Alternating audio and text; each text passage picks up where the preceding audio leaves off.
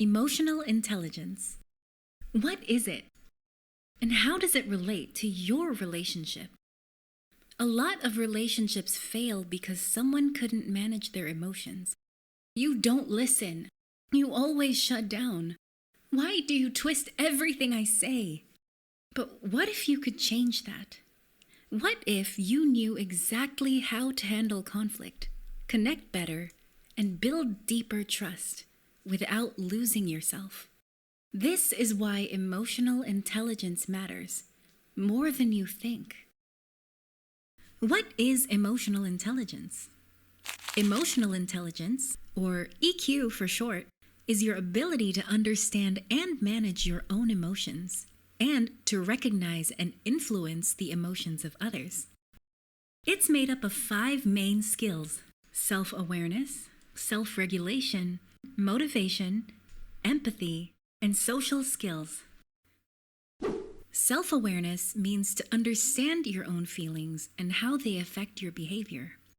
Self-regulation means to manage your emotions in healthy ways, especially under pressure. Empathy means to understand and share someone else's emotions, even when you may not agree. And social skills means to navigate conflict and express yourself clearly. In simple terms, EQ refers to knowing how you're feeling, knowing how others are feeling, and handling both in a healthy, kind way. Why emotional intelligence matters in relationships. Whether it's romantic, friendship, or family, relationships live and die by communication and understanding. Here's why emotional intelligence is essential. It helps you avoid misunderstandings. It makes conflicts less explosive and more productive. It builds trust, deeper connections, and respect. It even makes good times even better because you're tuned in to each other's emotions. Without emotional intelligence, you might miss signs that your partner is upset. You might lash out in anger, or you might unintentionally hurt someone you love. Here are some real-world examples of emotional intelligence being used, and some common do's and don'ts. Self-awareness. Imagine you had a terrible day at work, and you're feeling frustrated. Don't snap at your partner when they ask how your day was. Pause before reacting. When you feel triggered, annoyed, defensive, shut down, ask yourself, what am I really feeling right now? Identify and acknowledge what you're feeling, whether it's embarrassed, anxious, angry. This can help calm you down. Instead, try to say something like, I'm feeling really frustrated right now. I don't want to talk about it or take it out on you. Empathy. Imagine someone is venting about a stressful situation to you. Don't interrupt with solutions immediately. Listen to understand, not to fix. Sometimes people don't want solutions. They want to be seen. Validate before responding. Say, that makes sense you'd feel that way, even if you see things differently. Listen to them fully first. Say, that sounds really hard. I'm here for you. Or, I can tell this really matters to you. I want to understand better. This shows you're there for them and want to help. Another note on empathy. It's important to know that not everyone will automatically understand your emotional perspective. So please don't get disheartened when your loved one doesn't understand. As long as they show effort to try and understand you better, you're both on the right track. Self-regulation. Imagine you and your partner are arguing about plans. Don't slam doors or shut down completely.